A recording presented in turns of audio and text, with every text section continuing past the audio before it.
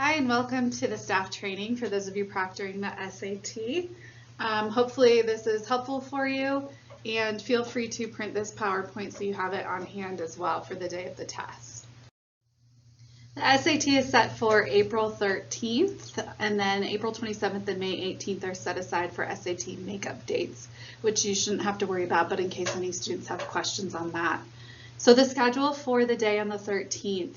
Students should hopefully be in their classrooms by 9 o'clock, and that's when you can start the pre-administration activities. So there's some pre-bubbling, handing out the test books, checking kids in, things like that. And then by 9:30, hopefully you've started the first test, which is reading. If you are ready to begin that a little bit early, that is fine too. And that test is 65 minutes. Students will get a 10-minute break. And then they go on to the writing and language test for 35 minutes. The math test, no calculator, for 25 minutes, goes right after that one. And then they get another break for 5 minutes. The final test for most students is the math test with calculator, which is 55 minutes. After that, a majority of the rooms will do a quick post-administration session. They'll be able to choose which colleges they want to send their scores to and finalize anything on the bubbling sheet. And those are for non-essay rooms at that time. There are 2 rooms that students will be taking the essay, and I'll show you that in a minute. They get a quick break after the math test. They do the essay portion for 50 minutes, and then they finish up with those post-administration activities. And then lunchtime happens for all groups of students when they finish the test. So your responsibilities as a room proctor, this year's a little different. We only have 1 main proctor per room, just with the nature of having to pull some teachers to proctor the other PSAT tests. And then there's 1 shared proctor between 2 rooms then. So you'll have a helper, they'll just kind of be bouncing back and forth in between 2 rooms. Responsibilities for the proctor are pretty standard year to year. Make sure you comply with test policies and procedures, maintain security of the materials, admit and seat students, read the instructions verbatim, monitor them as they're testing, and then document anything that's needed. For the testing rooms, we're asking teachers whose rooms these are in to do a check first for these things, and then also the test coordinators will go around the night before and check as well. All we're doing is asking you all to do like a second or third check, just if you notice anything in the room that doesn't seem quite right, fix it or let us know. But basically there just needs to be a working clock. They need to be able to see it. They don't have to face it. They just need to be able to see the clock. Students need to be seated 3 to 4 feet apart facing the same direction, and they can't, the walls can't have any materials that would display content. So math formulas are a big one, or English grammar are the main things that need to be covered. So here's a list of the main proctors and what rooms they're in, as well as the shared proctors. So you can find your name on the list, see what role you play and what room you're in. Take note that the 2 essay rooms are at the bottom of the list there. So Mr. Klebs and Mr. Taffel, you have the essay rooms, and Ms. Schindel, you are the shared proctor between those 2 rooms. The main proctor, please pick up the materials in room 222, again, that room behind the Media Center, by 8:30 a.m. on the 13th.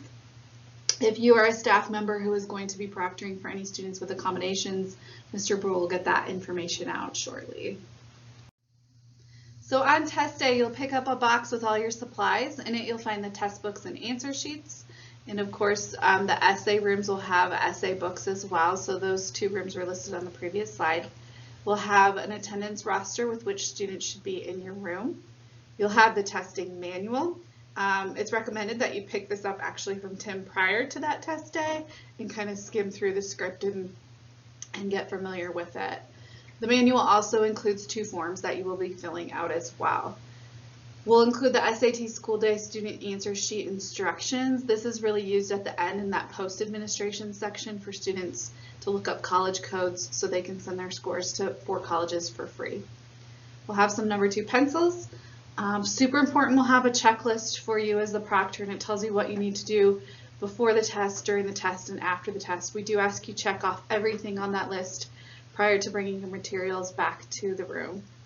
The check-in and check-out room is in room 222, and that's also where you can find the irregularity reports or cancel scored reports.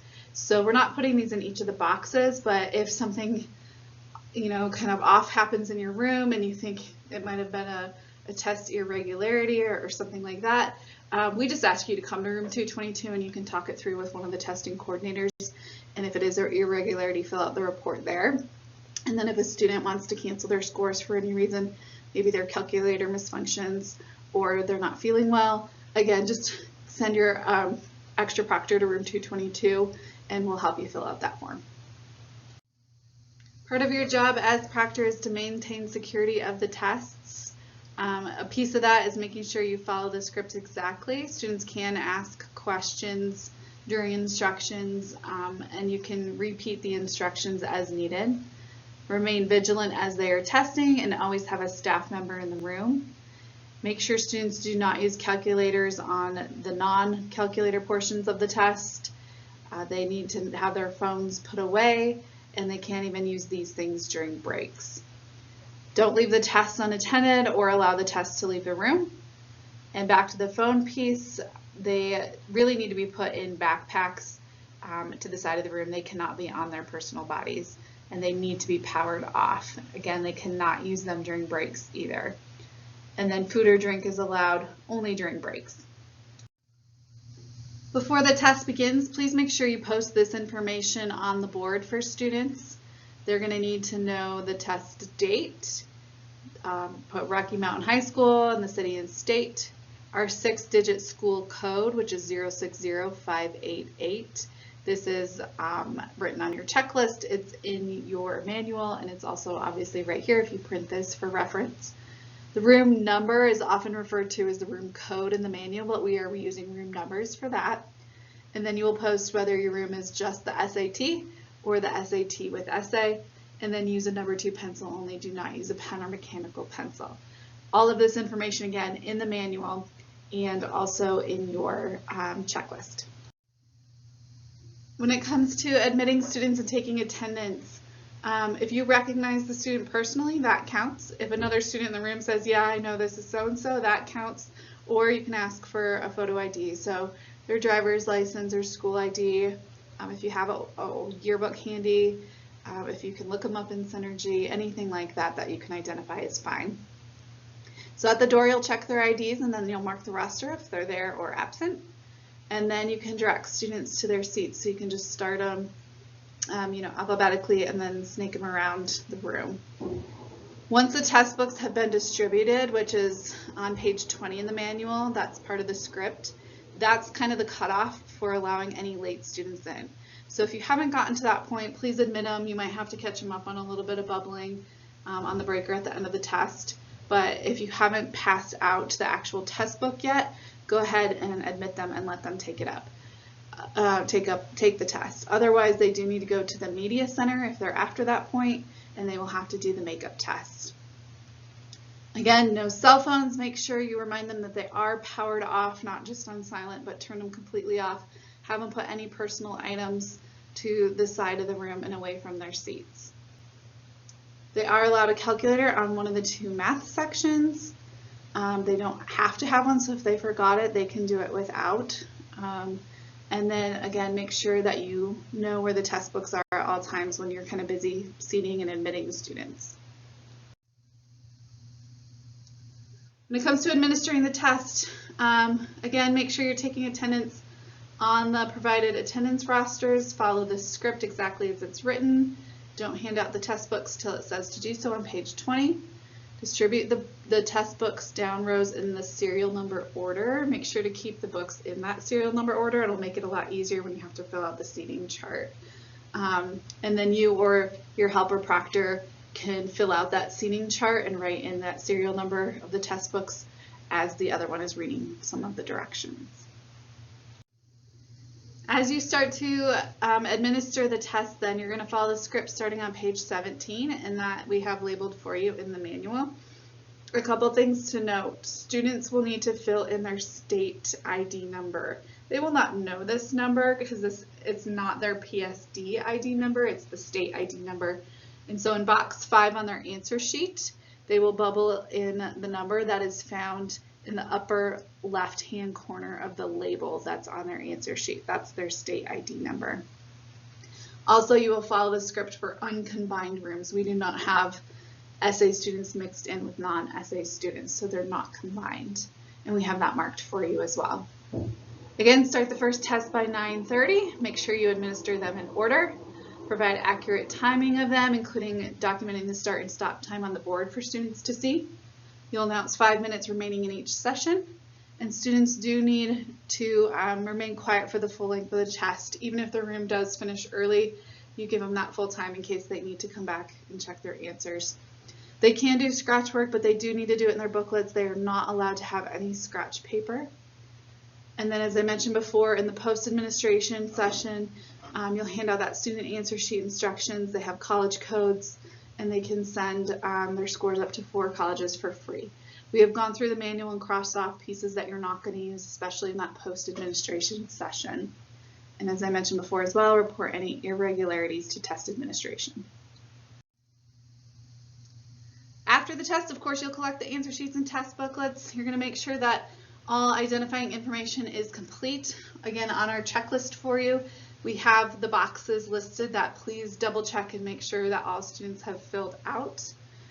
Make sure you have all the materials, count them, and double check that proctoring checklist. That is so big to make sure all of that stuff is done before you dismiss the students.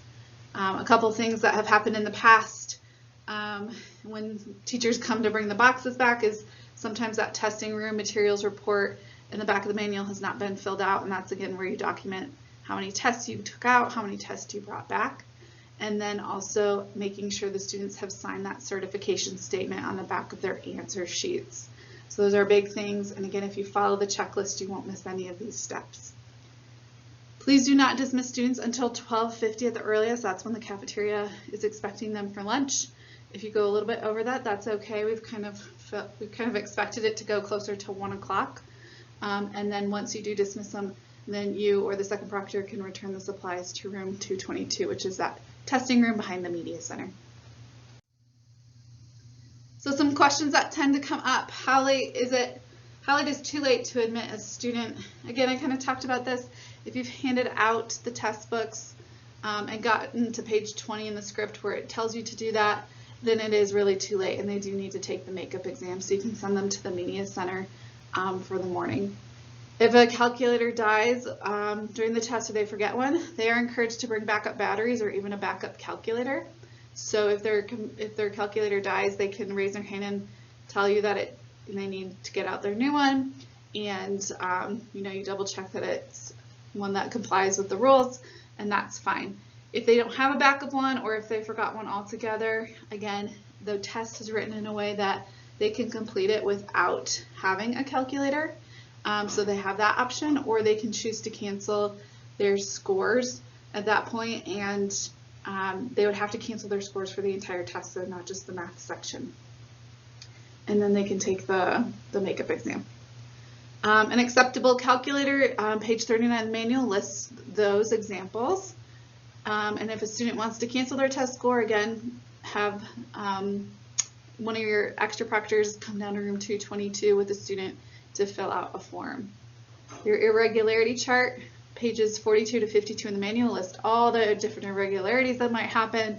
And again, if you believe it happened or have questions about it, please come to room 222 and we can help decipher that and also help you fill out the form if need be.